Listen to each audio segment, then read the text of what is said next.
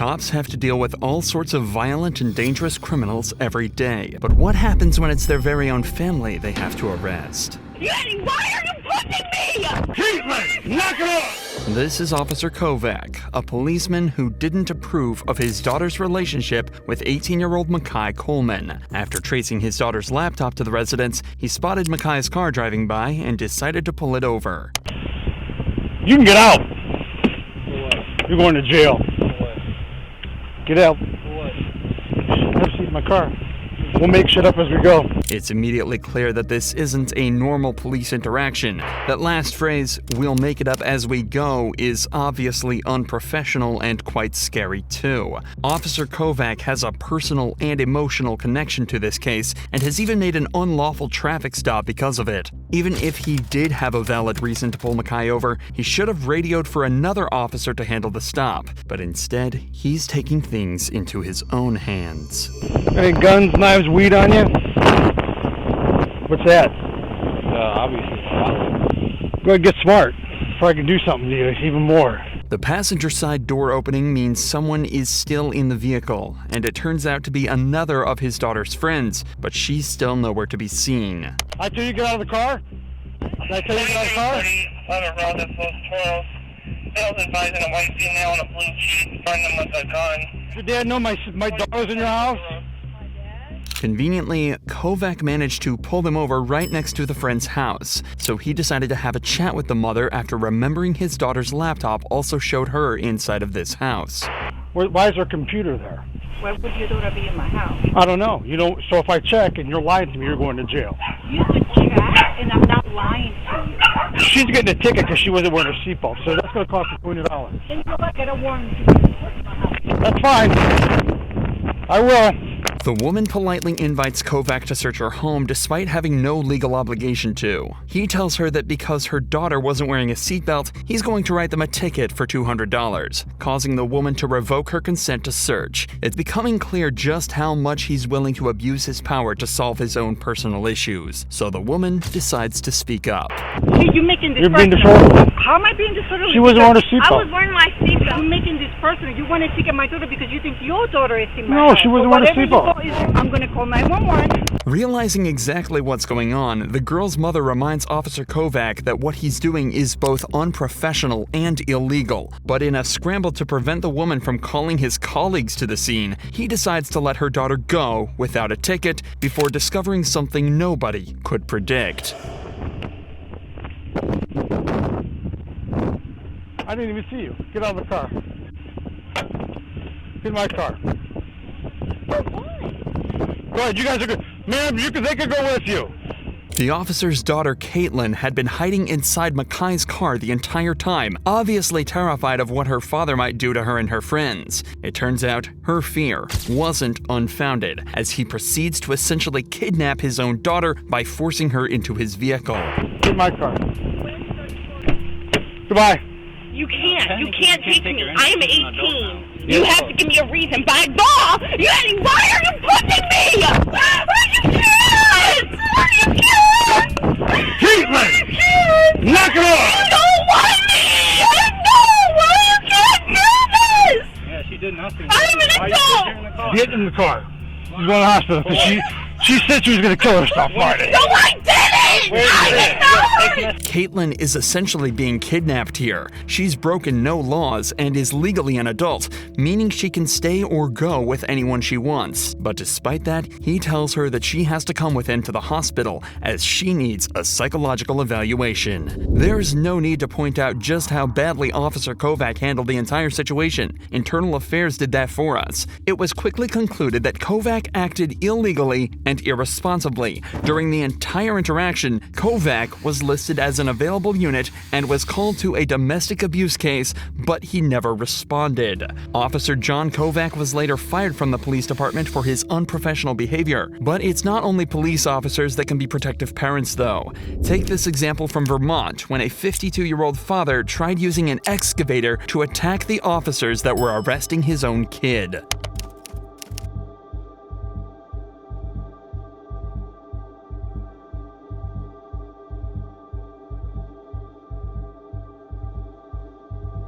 What you're watching is essentially two people threatening each other with deadly weapons. The cops are in an extremely tough position here. They have to keep control of the detained suspect while also talking down his father, all while in a life or death situation.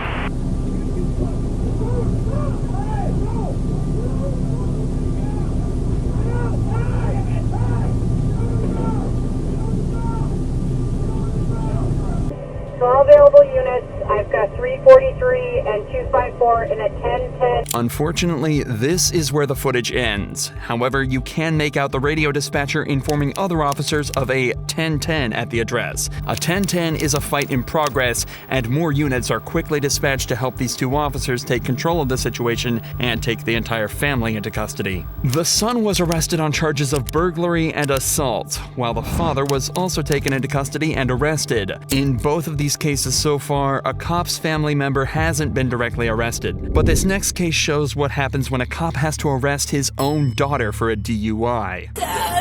You do stops with this shit, you're arrested for DUI. On the 28th of December 2022, a witness had observed a white vehicle strike a traffic light and then quickly drive off. A part of the vehicle's bumper had fallen off in the road after the hit. Around 15 minutes after the call, police located the suspect's vehicle at a gas station across the road, but the driver was the last person they expected. Come back from Applebee's? Yeah, I had a drink. Okay. How old are you? 21. My dad is Listen, your bumper's in the road over there. Did you just hit that pole? No, I promise I did not. No? The very thing 21-year-old Teresa says is that her dad is an officer with the local PD, possibly hoping that he'd come and get her out of the situation. But the cops at the scene are sure that things are way past that. You left Applebee's. Yeah, I left Applebee's. You cut through the plaza. You came out by Lowe's and Chick-fil-A. Yeah. Did you hit the traffic pole that's right No, there? I did not hit the traffic pole. This part was hanging off already. I hit a deer in Pennsylvania because I go to school in. Do you smoke marijuana recreationally? No, I do not smoke marijuana universally. Universally, smoking marijuana isn't the only part of her story that doesn't make any sense. She's saying that her bumper was already hanging off from an accident in Pennsylvania around 25 miles away, and it just happened to fall off right as another car identical to hers struck a traffic light. But Teresa has a trick up her sleeve that might just get her out of this. At least, that's what she hopes. I hit a deer. You see this?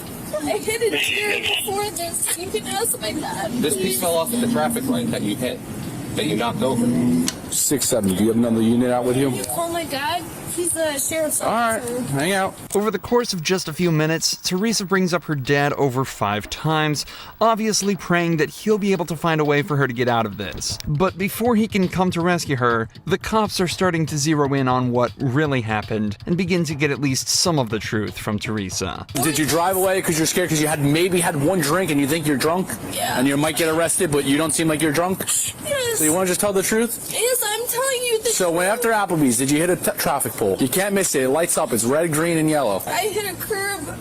You hit a traffic signal. No, I hit a curb. Yeah, you went up the curb, you hit the traffic signal fell down, and you I left. was texting. If you just Okay. call my dad, he would tell you. Well, It's the sheriff's office, here's the thing. I promise Your dad, the you. sheriff's officer, wasn't driving your vehicle today. In just this one short conversation, Teresa admits that she did hit something, that she's more intoxicated than they realized, and that she was texting while driving. 3 driving faults that can each come with their own punishment. So now that the truth has come out, the detectives decide to speak with her father, John. But it turns out he's not there to help her. Hey, John, how are you? So your daughter hit a traffic wall. Okay. Where's the damage on the car? Okay, the damage on that on the car there, I think it was like the front right bumper. John explains that Teresa did hit a deer earlier and that the damage was on the front right bumper, but it was nowhere near as serious as the damage the car was currently sustaining. Can I come out? Are you guys out there? That's up to you. I'll see if she wants you to come out, if she wants, you to drive her home. Yeah, I appreciate it. Let me come out there and I'll see you guys in a couple minutes. Thank you. Okay, all right, sounds good. It looks like Teresa isn't going to be getting the salvation she was hoping for from her dad, and just 5 minutes later, later, he arrives at the scene to talk with the cops. What's up? So, what she's saying, like, and where the damage was and everything, doesn't really make too much sense. So, tried to get some more information out of her, but and then that piece of bumper there. So, for the other one, was it just like the bumper wasn't hanging like that? Yeah, no. So what it was is basically this was intact. Okay. This piece was missing, and the scratches here. Those were all. That's all from the gear that she lost. So right now, this is going to be my call. Okay. Supervisor coming out. Okay, gotcha. He's going to be providing all the details. Okay, who's your supervisor? Not that one, dude. I'm just asking. The cops who were first at the scene almost seem as though they're expecting John to try and make excuses for his daughter, and get extra nervous when he asks who their supervisor is. Obviously, there are countless examples of corruption where officers, especially those in the higher ranks, are able to use their power to prevent their family from getting into trouble. However, the officers quickly realize all he's trying to do is gather all the information on the incident so he can make a fair assessment himself. This quickly becomes evident as he checks his text messages from her to try and create a timeline of events. I just want to show you this so you can see it. You home 10:39. What do you think time do you think that initial call came? Because she probably hit it and was like, Dad, what the fuck do I do? Somewhere between 10:45 and 11. That's about right. When we're talking to her, she wasn't telling us what she said all. I mean, lying to she knows better. I'm a cop. She knows not to do that. Well, maybe she didn't even. Do you think she? I'm not. I'm saying she didn't lie. Yeah. Okay. I want to be very clear about that. But she might not even look at the freaking car to see if there's any difference. However, despite John's willingness to help the officers out, the sergeant at the scene asks him not to get involved, so to guarantee the integrity of the investigation. So far, everything other than Teresa's conduct has been perfect and is a great example of proper policing. So, it's back to focusing on what Teresa had mentioned earlier. She says she'd only had one drink at Applebee's, but it's starting to seem as though she may be a little more drunk than they realized. Suspicions that were only confirmed after some field sobriety tests. And everything that happened today, right? I don't think that you were okay to safely operate the motor vehicle. Dad! So, Dad! You got Dad! Where's my dad? Oh, your dad's right over here.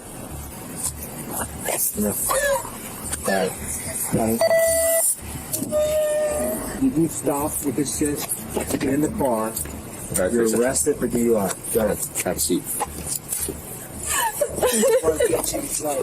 After being forced into the police vehicle by her own dad, Teresa was driven to the police station where her blood alcohol level was tested. It came back as 0.17%, over twice the legal limit. As of this upload, Teresa is still awaiting her penalty, but has been issued a court summons for driving under the influence, reckless driving, and failure to report a car accident. Teresa's dad followed protocol perfectly, but what happens when instead of the dad being called to handle his daughter, it's the daughter who calls the cops on her own dad? Well, that's exactly what happened on the 24th of March 2023, when officers were called to a domestic violence case that turned out to be nothing like they expected.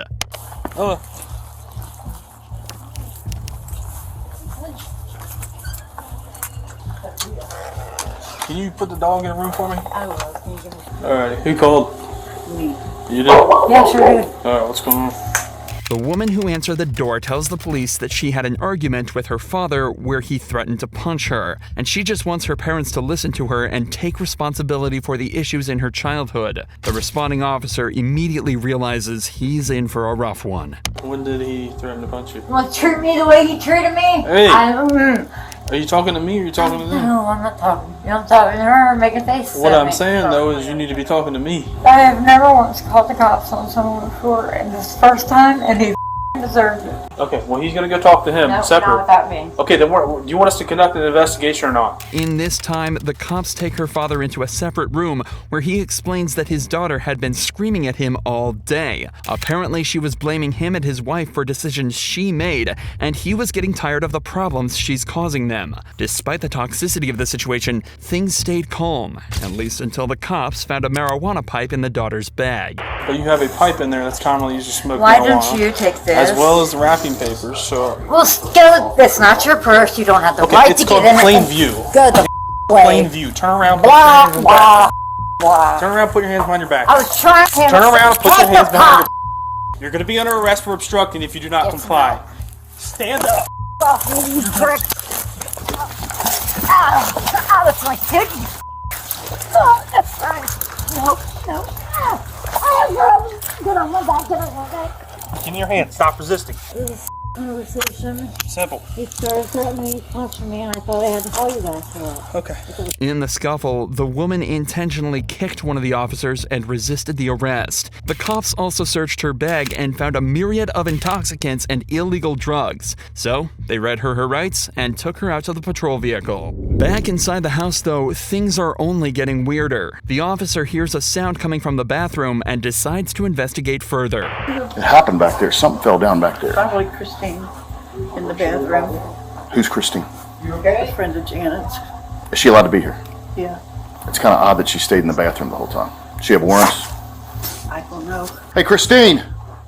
I need you to come out here for a sec.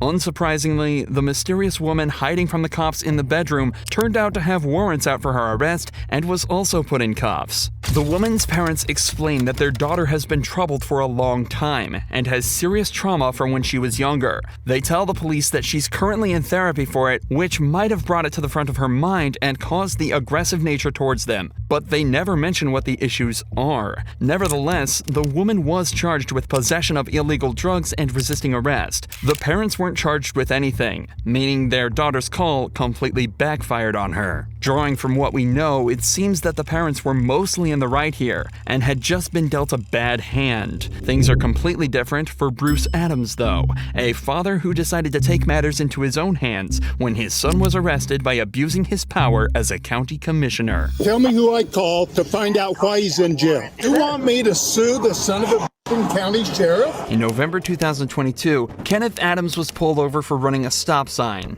But as it turns out, Kenneth was in much more trouble than he realized. How's it going? Good. What did I do wrong? Okay, so the reason I stopped you is you didn't come to a complete stop at the stop sign? I did.